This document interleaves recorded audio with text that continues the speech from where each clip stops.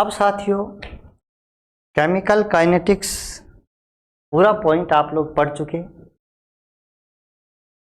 आपके आरपीएससी की second grade की जो परीक्षा हुई, जिसमें विभिन्न एग्जाम्स में आप लोगों को केमिकल काइनेटिक्स से संबंधित कुल 13 यानी 13 क्वेश्चंस पूछे गए थे। कौन से एग्जाम में कितने क्वेश्चन पूछे गए, ये लिस्ट आप लोगों के सामने है। मैं ये 10 एग्जाम एक साथ आप लोगों को सोल्व करवाता आ रहा हूँ, करवाते रहेंगे। हर चैप्टर की इसी योजना के साथ आप लोगों को मैंने पढ़ाया है, इससे आप लोगों की प्रैक्टिस भी होगी। ये क्वेश्चंस और कर लेते हैं तो आप लोगों का कॉन्फिडेंस बढ़ेगा और आपको पता भी चलेगा कि कौन से पढ़ाया हुआ में से कितना क्वेश्चंस आ रहे हैं। सेकंड ग्रेड 2011 में क्वेश्चन आया, ये अभिक्रिया दी है, इसमें जल की सांद्रता 2 गुनी कर दी जाए तो अभिक्रिया का वेग, प्रारंभिक वेग का, ये रिएक्शन दिया देखो, CH3 plus HOH 25 degree centigrade ताप। अब ये ऐसे बोल रहा है, ये HBr यहाँ से निकल गया और ये बन गया CH3COH प्लस HBr। अब कह रहा है कि यदि आप इस H2O की सांद्रता को बढ़ा दें, इसकी कंसंट्रेशन को बढ़ा दें, तो आप लोगों को पता होगा कि यहाँ पर मैं 2 बातें बता रहा हूँ। पहली बात, जल को हमेशा ही आधिक्य में लिया जाता है, जल एक्सेस में लिया जाता है, आधिक्य में लिया जाता है। और छद्म कोटि की अभिक्रिया आप लोगों ने बढ़िया तरीके से पढ़ी थी। जल आधिक्य में यदि लिया गया हो तो जल के लिए अभिक्रिया शून्य कोटि की हो जाएगी। क्यों? क्योंकि जल की सांद्रता में नगण्य परिवर्तन होगा और जल की कोटि शून्य हो जाएगी। इसलिए जल की सांद्रता में परिवर्तन करने से अभिक्रिया के वेग पर कोई फर्क नहीं पड़ेगा, अभिक्रिया का वेग अपरिवर्तित रहेगा। पहली बात। दूसरी बात, यहाँ तृतीयक एल्किल हैलाइड दिए गए हैं, इसका मतलब यह SN1 अभिक्रिया है। SN1 अभिक्रिया का वेग केवल एल्किल हैलाइडों की सांद्रता पर निर्भर करता है। आगे जो भी न्यूक्लियोफाइल जल क्षार जो कुछ भी ले रहे हैं, उनकी सांद्रता पर अभिक्रिया का वेग निर्भर नहीं करता। इसका कारण यही होता है। तो ऑर्गेनिक केमिस्ट्री में SN1 पढ़ी होगी आपने, और यहाँ पर ये जल की सांद्रता से संबंधित बात कर रहा है। तो जल आधिक्य में लेने के कारण से अभिक्रिया शून्य कोटि की है और वेग अपरिवर्तित हो जाएगा। एक पदीय अभिक्रिया A+2B बराबर उत्पाद, एक अभिक्रिया दी गई थी जो क्वेश्चन सही नहीं था, उत्पाद। अब ये कह रहा है कि यदि A की प्रारंभिक सांद्रता 0.2 मोल पर लीटर है, यानी A की प्रारंभिक सांद्रता तो 0.2 मोल पर लीटर है, और जो B है इसकी सांद्रता 0.01 मोल पर लीटर है, तो अभिक्रिया की आभासी कोटि क्या होगी? क्वेश्चन में क्लियर नहीं है, न मैं इस क्वेश्चन को क्लियर मान सकता, ये क्वेश्चन गलत है। ये, और आपको ये बता दूं, ये क्वेश्चन केवल 3rd ग्रेड में नहीं, ये क्वेश्चन एक बार 1st ग्रेड में भी आया था, वहां पर भी ये क्वेश्चन डिलीट हो गया था। अगला क्वेश्चन, HI का विघटन एक द्वितीय कोटि की अभिक्रिया है। अभिक्रिया दी है आप लोगों को, ये HI है, इसका यदि आप लोग विघटन करते हैं, तोड़ते हैं, तो ऐसे बनेगा, और इस अभिक्रिया की कोटि द्वितीय कोटि की है। इंटरेस्टिंग बात क्या है, यदि आप इसी HI का वियोजन सोने की सतह पर, गोल्डन लेयर पर करवाओगे तो जीरो ऑर्डर रिएक्शन हो जाएगी। और यदि आप सोने की सतह काम में नहीं लेते, नहीं है, महंगा है सोना, तो ये द्वितीय कोटि की अभिक्रिया हो जाती है। इस अभिक्रिया में HI का आंशिक दाब 45 मिनट में 30 से 15 पास्कल हो जाता है। यानी ये कहना चाहता है, इसमें इस अभिक्रिया को लिखने से कोई ज़्यादा फायदा नहीं है, जो डाटा दिए हैं उनको लिखिए आप लोग। ये कह रहा है टी बराबर 45 मिनट में, मिनट को सेकंड में बदले क्या, उत्तर में मिनट दिया है, इसका मतलब आपको मिनट सेकंड में नहीं बदलना, मिनट मिनट में रखना है। 45 मिनट में 30 से 15 पास्कल हो जाता है, तो 30 पास्कल से 7.5 पास्कल तक घटने में कुल कितना टाइम लगेगा। ये द्वितीय कोटि की अभिक्रिया है और ये कह रहा है कि प्रारंभिक दाब जो है पी नोट वो 30.0 पास्कल है, जो 45 मिनट बाद हो जाता है 15 पास्कल, यानी आप ये मानिए P1 बराबर 15 पास्कल हो जाता है। ये कह रहा है कि 30 पास्कल से दाब 15 पास्कल होने में 45 मिनट लगते हैं, तो 30 पास्कल से दाब 7.5 पास्कल होने में कितना टाइम लगेगा, यानी आधा होने में 45 मिनट लगते हैं, तो 4 गुना होने में कितना टाइम लगेगा, जबकि अभिक्रिया द्वितीय कोटि की है। अब आप सोचोगे सर ये तो बहुत आसान है, ये तो 30 से 15 होने में तो लग गया 45 मिनट है, और 15 से 7.5 होने में फिर लग गया 45 मिनट है, 45 और 45 90 मिनट हो गया। ये लो, क्यों, आपने नानी मोराज थोड़ी है, द्वितीय कोटि की है, ये प्रथम कोटि की नहीं है। हाँ, द्वितीय कोटि की अभिक्रिया की क्या खास बात होती है, 30 से 15 में 45 लगते हैं, तो 15 से 7.5 में 2 गुना टाइम लगेगा, फिर 7.5 से जो आगे और आएगा उसमें 4 गुना टाइम लगेगा, ऐसे लगता है। खैर इस गुणे के चक्कर में मत पड़ो, आप तरीके से क्वेश्चन को करो। और P2 ये दे रहा है 7.5 पास्कल। अब ये प्रश्न देखो आप लोग क्या कह रहे हैं, ये कह रहा है कि इतना होने में टाइम 45 मिनट लगता है, तो 15 से 30 से 7.5 में कितना टाइम लगेगा। ऐसे लिखो आप लोग कि 30 पास्कल से 15 पास्कल होने में जो टाइम लगता है वो 45 मिनट का है, 45 मिनट है, तो 30 पास्कल से 7.5 पास्कल होने में कितना टाइम लगेगा, ऐसा क्वेश्चन पूछ रहा है। तो आप लोगों को द्वितीय कोटि अभिक्रिया के वेग नियम की जानकारी अच्छे से होगी, मैंने करवाया आप लोगों को। KT बराबर 1/r माइनस 1/r नोट, करवाया कि नहीं करवाया? Yes sir, yes sir. यहाँ से K का मान निकाल लो आप, K बराबर 1/T गुना 1/r minus 1/r note. Yes sir, K बराबर 1/45 इंटू 1/r, r का मतलब यहाँ P है और r नोट का मतलब P नोट है, क्योंकि आपको दिया है P नोट P है। अब देखो आप लोग 45 का मतलब P1 आ जाएगा, ठीक है ना, तो K बराबर कितना आ जाएगा 1/45 गुना 1/P1, P1 15 minus 1/P note 30, तो K बराबर कितना आ गया 1/45 गुना 30 आ गया लघुत्तम 2 माइनस 1, तो K बराबर आ जाएगा 1/45 गुना 1/30 litre mole inverse minute inverse. K की वैल्यू आ गई आपके पास। अब आप लोगों को T निकालना है, निकालना है ना, तो आप ध्यान से देखो, आप 30 से 15 होने में तो 45 मिनट का टाइम आप लोगों ने देख लिया।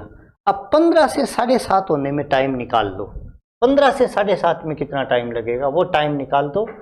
फिर आप लोगों को 30 से 15 होने में 45 मिनट लगे थे, फिर 15 से 7.5 होने में जितना टाइम लगेगा उसको जोड़ देना। देखो एक बार आप लोग आगे वाले पे करवाते हैं क्या, इसी पेज पर करवा रहे हैं, आगे वाले पेज पर, हालांकि क्वेश्चन अगला है लेकिन मैं इस पेज पे करवा रहा हूं। अब देखो T बराबर क्या आ जाएगा 1/K गुना 1/P2 माइनस 1/P नोट, अब देखो आप लोग 1/k का मान कितना आया, 1/45 गुणा 1/30। तो 1/k का मान क्या हो जाएगा, t बराबर 45 गुणा 30 गुणा 1/7.5 माइनस पी नोट नहीं आएगा यहाँ पर क्योंकि पी नोट नहीं आ सकता, P1 आएगा, माइनस 1/15। तो t बराबर कितना आएगा, 45 गुणा 30 गुणा 15 आ गया लघुत्तम, तो 2 माइनस 1। t बराबर आ गया 45 गुणा 30 गुणा 1/15। 1/15 का मतलब ये हो गया 2 से कट गया, और t बराबर आ गया 90 मिनट। ठीक है, अब देखो 30 से 15 होने में कितना टाइम लगा, 45 मिनट का। 15 से 7:30 होने में कितना टाइम लगा, 90 मिनट का। 90 मिनट का क्वेश्चन है 30 से 7:30 होने में कितना टाइम लगेगा, तो 45 प्लस 90 बराबर 135 मिनट का। तो पीछे वाले क्वेश्चन पे आना है, 135 मिनट ये रहा क्वेश्चन, समझ गए ना आप। 30 से 7:30 होने में टाइम पूछा इसने, तो 135 मिनट आ जाएगा। अगला क्वेश्चन, अभिक्रिया वेग हेतु संगतवाद यानी कोलिजन थ्योरी के अनुसार अभिक्रिया A प्लस A बराबर उत्पाद के लिए कोलिजन नंबर यानी संगत संख्या का मान घटता है, टक्कर घटेगी कब, ऐसा प्रश्न पूछ रहा है। ताप बढ़ाने पर, ताप बढ़ाएंगे तो टक्करों की संख्या बढ़ेगी, टक्कर बढ़ेगी। आणविक व्यास का मान बढ़ने पर, यदि व्यास बढ़ जाएगा यानी त्रिज्या बढ़ गई, त्रिज्या बढ़ गई तो टक्कर ज्यादा होगी, क्योंकि एक तो छोटा कण और एक बड़े कण हो गए, त्रिज्या बढ़ गई, टक्कर बढ़ जाएगी उनकी। सम्मानित द्रव्यमान का मान बढ़ाने से, यदि रिड्यूस्ड मास यानी द्रव्यमान बढ़ गया तो उनकी गति करने की क्षमता में कमी आ जाएगी। भाई एक तो मान लो छोटे कण टकराएंगे और एक लड्डू, वह गति कौन कर सका, भारी हो गया, वह लट्टू की टक्कर कराएगी। तो मास बढ़ाने से संगत संख्या के मान में कमी आ जाएगी, तो इसका तीसरा ऑप्शन सही हो जाएगा। किसी अभिक्रिया की प्रारंभिक सांद्रता 50 मिनट में इतनी और 100 मिनट में इतनी हो जाती है, तो अभिक्रिया की शुरुआत से अभिकारक का गायब होने की कोटि है 0 order, first order, second order और आधा ऑर्डर। चलो देखो, ये कह रहा है कि 1 गुणा 10⁻³ मोल पर केजी से आधा होने में टाइम कितना लगता है, आधा होने में टाइम लगता है 50 मिनट का। ठीक है सर, 50 मिनट में क्रिया कारकों की सांद्रता आधी हो जाती है। 100 मिनट में यानी अगले 50 मिनट बाद क्रिया कारकों की सांद्रता 0.25 गुणा 10⁻³ हो जाती है। प्रथम कोटि की अभिक्रिया होती है ना, जो प्रथम कोटि की अभिक्रिया, याद रखना, प्रथम कोटि की अभिक्रिया, मान लो ये पहला अर्धायुकाल है, पहला अर्धायुकाल, मैं उसको फर्स्ट टी हाफ बोलता हूँ। फर्स्ट टी हाफ में आधी रह जाएगी, सेकंड टी हाफ में 1/4 रह जाएगी, थर्ड टी हाफ में 1/8 रह जाएगी। तो ऐसी प्रथम कोटि की अभिक्रिया होती है जिसमें 1 से आधा, आधा से पाव, पाव से 0.124 रहे, तो ये प्रथम कोटि की अभिक्रिया होगी। फर्स्ट ऑर्डर आएगा यहाँ पर या कोटि आएगा, तो इसमें ज़्यादा ऊर्जा नहीं लगानी। निम्नलिखित में से किस अभिक्रिया में टी हाफ अभिकारकों की प्रारंभिक सांद्रता के व्युत्क्रमानुपाती होता है? मैंने है ना बहुत ही सुंदर तरीके से एक संबंध बताया था, ऐसे बहुत ही सुंदर तरीके से ये सूत्र बताया था कि किसी भी अभिक्रिया का अर्धायुकाल क्रिया कारकों की प्रारंभिक सांद्रता के n-1 के व्युत्क्रमानुपाती होता है।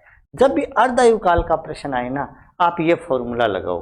अब ये देख लो आप लोग, ये क्या कह रहा है कि ऐसी कौन सी कोटि हो जहां टी हाफ आर नोट के व्युत्क्रमानुपाती हो जाएगी। जीरो ऑर्डर लगा के देख लो, एन का मान जीरो लगाएंगे यदि तो 0-1 यानी टी हाफ समानुपाती आ जाएगा आर नोट -1 या टी हाफ समानुपाती आर नोट आ जाएगा। इसका मतलब ये तो गलत हो जाएगा 0। प्रथम कोटि यदि n-1 यानी 1-1 करेंगे, 1-1 प्रथम कोटि के लिए, तो टी हाफ में r 0 बच जाएगा, यानी क्रिया कारकों की प्रारंभिक सांद्रता पर डिपेंड ही नहीं करेगा, तो दूसरा ऑप्शन भी गलत हो जाएगा। टी आपका मान 2 लगाओ ना, n का मान 2 लगाओ आप लोग, तो r नोट 2-1, तो टी हाफ व्युत्क्रमानुपाती r नोट, यही आप लोगों से पूछा था। इसका मतलब ये द्वितीय कोटि का उत्तर हो जाएगा। नेक्स्ट, संगत सिद्धांत के अनुसार अभिक्रिया का वेग होता है r बराबर ZE माइनस EA बटा RT। यही तो होता है, r बराबर RT स्क्वायर नहीं होगा, प्लस का नहीं होगा, RT स्क्वायर नहीं होगा, r बराबर ZE माइनस EA बटा RT। साथियों, सारे के सारे क्वेश्चन सेकंड ग्रेड के पेपर में आए हुए हैं, यानी जहां तक आप लोगों ने यूनिट पढ़ ली अशोक सर से, उसके बाद में क्वेश्चन गलत नहीं होगा, टेंशन नहीं लेनी आप लोगों को। हाँ, सिलेक्शन हो जाएगा आप लोगों का। ए व बी के मध्य अभिक्रिया में ए की सांद्रता को दोगुनी करने पर अभिक्रिया की दर दोगुनी हो जाती है। ये कहता है ए और बी अभिक्रिया कर रहे हैं, इनसे कोई प्रोडक्ट या उत्पाद बन रहे हैं। यदि हम ए की सांद्रता को दोगुनी करते हैं तो अभिक्रिया का जो वेग है वो भी दोगुना हो जाता है, तथा बी की सांद्रता दोगुनी करने से अभिक्रिया का वेग 4 गुना हो जाता है। यदि आप बी की सांद्रता को 2 गुना करते हैं तो वेग 4 गुना हो जाता है। ए व बी के संदर्भ में अभिक्रिया की कोटि क्या होगी? यहां देखो आप लोग, पहली कंडीशन में क्या है, यदि आप सांद्रता 2 गुनी करेंगे तो वेग 2 गुनी होगा। इसका मतलब अभिक्रिया प्रथम कोटि की है। सांद्रता और वेग समानुपाती हैं, इसका मतलब अभिक्रिया की कोटि क्या है? 1। सांद्रता 2 गुनी करने पर वेग 4 गुना हो रहा है, इसका मतलब 2 की घात 2 कर रहे हैं आप लोग, इसका मतलब कोटि कितनी आ जाएगी? 2 आ जाएगी। तो इसका उत्तर आ जाएगा 1 और 2, ये रहा 1 और 2। क्या तो क्वेश्चन है ये। प्रथम कोटि अभिक्रिया के लिए वेग नियतांक का मान इतना है, अर्धायुकाल क्या होगा? आप लोगों को प्रथम कोटि अभिक्रिया के लिए अर्धायुकाल ज्ञात करना है और वेग नियतांक k का मान आपको दिया है 6.93 गुना 10 की घात -3 सेकंड इनवर्स में। तो टी हाफ बराबर 0.693 बटे k होता है। तो 0.693 बटे k का मान 6.30 गुना 10 की घात 0 गुना 10 की घात -3 हो जाएगा। मैंने यहाँ 0 लगा दिया ताकि पॉइंट के बाद 3 अंक हो जाए तो ये कट जाए आराम से। तो ये आ गया इतना इंटू 10 की घात 3 बटे इतना। पॉइंट से पॉइंट कट गया, पॉइंट से पॉइंट कट गया तो ये 10 से कट गया। 10 की घात 3 का मतलब 1000 हो गया बटे 10 हो गया। 1000 10 से कट गया, उत्तर आ जाएगा 100 सेकंड। ये रहा 4 नंबर ऑप्शन, 100 सेकंड। क्रिया कारक की प्रारंभिक सांद्रता 2 गुनी करने पर अभिक्रिया का अर्ध आयुकाल आधा हो जाता है, तो अभिक्रिया की कोटि क्या होगी? 0 1 2 3। क्रिया कारक की प्रारंभिक सांद्रता यानी जो R नोट है, आप इसको 2 गुना करें तो जो टी हाफ है वो आधा हो जाता है। इसका मतलब ये हुआ कि जो अर्ध आयुकाल है वो टी हाफ के व्युत्क्रमानुपाती है। जो क्रिया कारकों की प्रारंभिक सांद्रता है, प्रश्न दे रहा है प्रारंभिक सांद्रता को 2 गुनी करें, यदि आर नोट को 2 गुनी करें तो टी हाफ आधा हो जाता है, अर्ध आयुकाल आधा रह जाता है। तो इस अभिक्रिया के लिए पूछा है कोटि क्या है। तो यहाँ ये सिद्ध हो गया कि टी हाफ आर नोट के व्युत्क्रमानुपाती है। आपको ये पता है कि टी हाफ व्युत्क्रमानुपाती आर नोट n की पावर -1 होता है। n अभिक्रिया की कोटि है। तो ये व्युत्क्रमानुपाती कब आएगा? 0 लगाएंगे तो समानुपाती आएगा, 1 लगाएंगे तो निर्भरी नहीं करेगा। n का मान 2 लगाओ, 2 लगाते ही टी हाफ व्युत्क्रमानुपाती आ जाएगा आर नोट के। इसका मतलब यह अभिक्रिया द्वितीय कोटि की होगी। तृतीय कोटि की वैसे नहीं होगी क्योंकि अपने कोर्स में भी नहीं है, और फिर भी हो तो हो जाए, क्या फर्क पड़ता है। वह पदार्थ जो उत्प्रेरक की क्रियाशीलता को घटाते हैं क्या कहलाते हैं? उत्प्रेरक जो होता है, हालांकि यह सरफेस केमिस्ट्री में करवाया है मैंने, फिर भी यहाँ क्वेश्चन ले लिया। एक पदार्थ जो उत्प्रेरक की क्रियाशीलता को बढ़ाता है उसे बोलते हैं वर्धक। एक पदार्थ जो उत्प्रेरक की क्रियाशीलता को घटाता है उसे बोलते हैं विष, उत्प्रेरक विष। तो उत्प्रेरक विष ये रहा। यदि अभिक्रिया का वेग क्रियाकारक की प्रारंभिक सांद्रता पर निर्भर ही नहीं करता तो अभिक्रिया की कोटि क्या होगी? अभिक्रिया का वेग r क्रियाकारक की प्रारंभिक सांद्रता पर निर्भर नहीं करता। कब नहीं करेगा? जब यहाँ पर आप घात 0 लगाओगे, 1 लगाओगे तो समानुपाती हो जाएगा, 2 लगाओगे तो वर्ग के समानुपाती।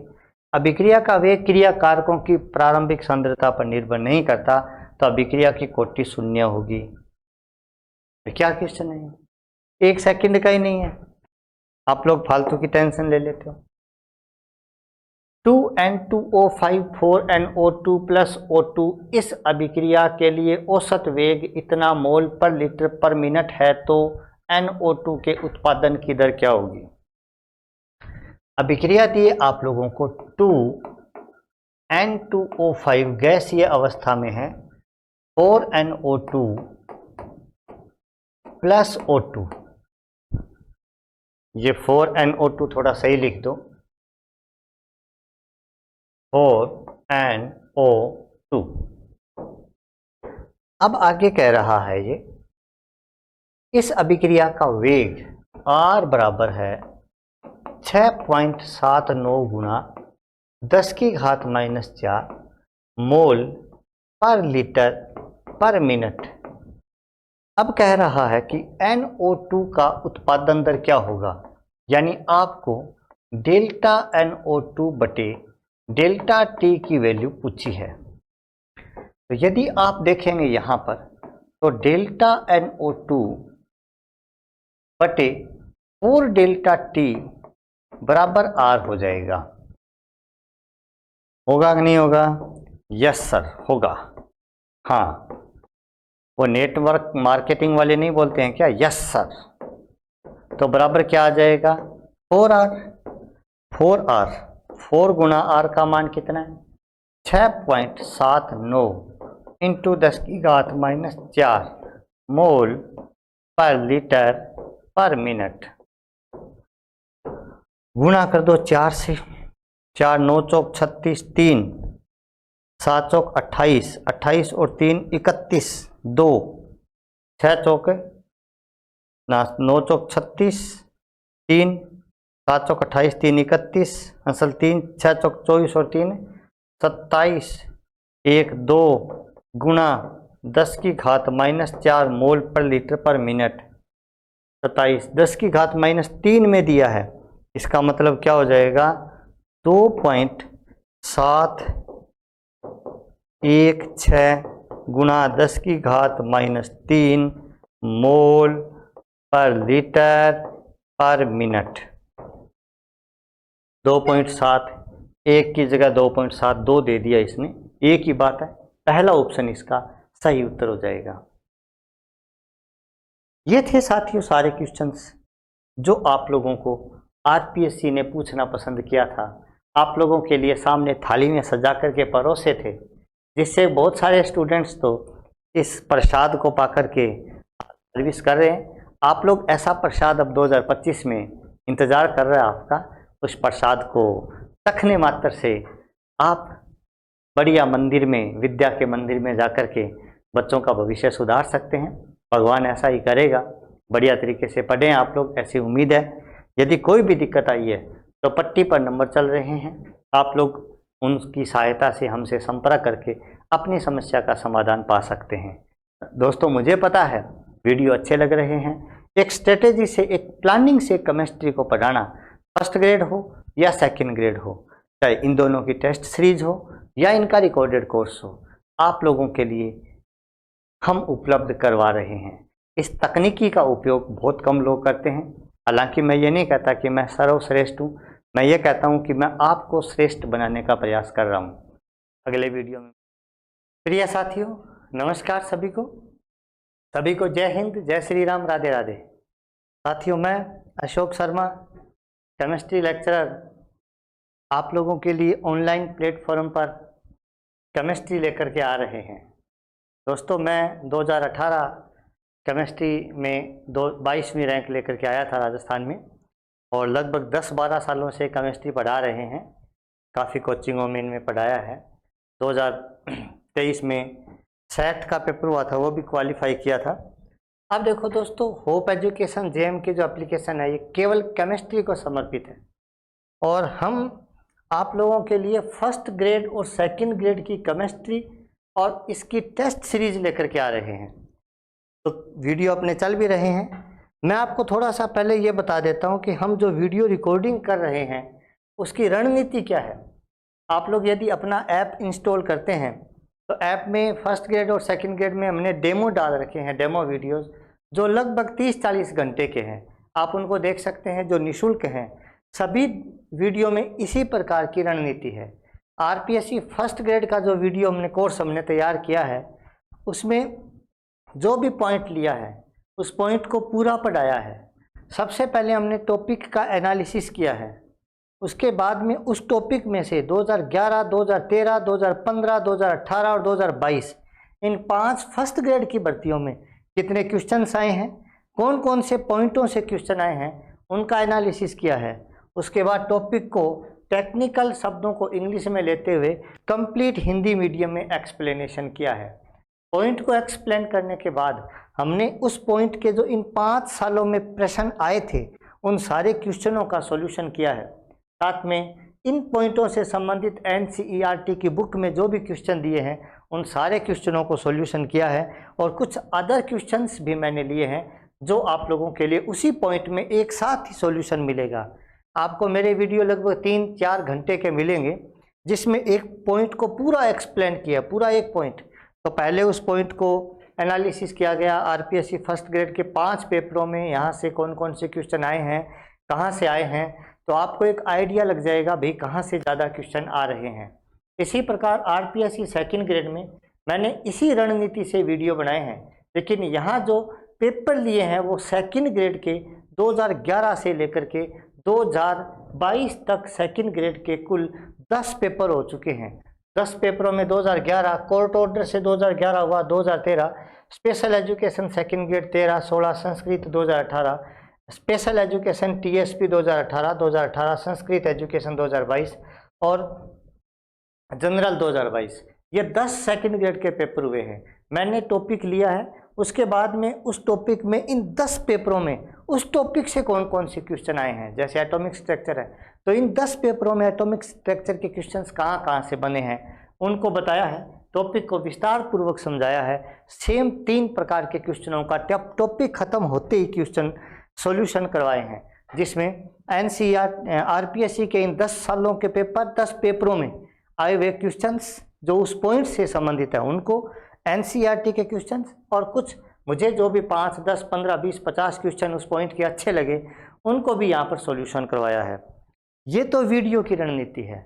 अब देखो, दूसरी बात और बता दूं आप लोगों को मैं, जो संपूर्ण रिकॉर्डेड कोर्स है वो दोनों प्रकार के मीडियम, हिंदी और इंग्लिश दोनों प्रकार के माध्यम के बच्चे देख सकते हैं। फिर भी डेमो देख करके एक बार जो भी हमने फ्री में डेमो डाल रखे हैं उनको देख लेना आप लोग बढ़िया तरीके से। पूरा study material chapter wise previous years questions with solution आप लोगों के लिए ये मैटर मैंने तैयार किया है। फर्स्ट ग्रेड और सेकंड ग्रेड की टेस्ट सीरीज भी तैयार की है। फर्स्ट ग्रेड की जो टेस्ट सीरीज है वो 78 प्रकार के पेपर मैंने लिए हैं, जिनमें 35 पेपर अदर स्टेट्स के हैं और 43 पेपर राजस्थान के हैं केमिस्ट्री से संबंधित। अदर स्टेट में गुजरात, महाराष्ट्र, केरला, इन सारे स्टेटों के पेपर लिए हैं, अपने भी पेपर लिए हैं। इन पेपरों के 60% क्वेश्चन और 40% क्वेश्चन मैंने खुद से बनाए हैं और 6100 प्रश्नों की फर्स्ट ग्रेड के लिए और लगभग 2100 क्वेश्चनों की टेस्ट सीरीज सेकंड ग्रेड के लिए तैयार की है। तो आप लोगों को फर्स्ट ग्रेड और सेकंड ग्रेड केमिस्ट्री के लिए यदि बढ़िया तैयारी करनी है तो मैं आप लोगों को गारंटी दे सकता हूं कि आपको मैं अच्छा पढ़ाने का प्रयास करूंगा। इसके अलावा मैं ये भी बताता हूं कि पट्टी पर नंबर चल रहे हैं हमारे, आप किसी भी वक्त हमसे क्वेश्चन आंसर पूछ सकते हैं और हम जैसे ही फ्री होते हैं आपके क्वेश्चन आंसर को सॉल्यूशन करके आपको संतुष्टि प्रदान करने का प्रयास करते हैं। दोस्तों, केमिस्ट्री को समर्पित हमारे चैनल आप लोगों को केमिस्ट्री के क्षेत्र में आगे बढ़ाएगा। नवरात्र स्थापना होने वाली है, माता जी का आशीर्वाद बरसेगा। आप लोगों से मेरा यही कहना है कि ज़्यादा से ज़्यादा जुड़े, फ़ायदा उठाएं, ऐप इंस्टॉल करें और ऐप में दिए गए डेमोज जो हैं वो देखें। ऐप टेलीग्राम का लिंक हमारे डिस्क्रिप्शन में दिया गया है, आप वहां से जाकर के आप उनको इंस्टॉल कर सकते हैं, डेमो वगैरह देख सकते हैं फर्स्ट ग्रेड और सेकंड ग्रेड के बढ़िया तरीके से। और आप लोगों को तय बात है अच्छे लगेंगे, यदि अच्छे लगें तो आप संपर्क करिएगा। आप सभी को बहुत बहुत धन्यवाद। जय हिंद, जय श्री राम।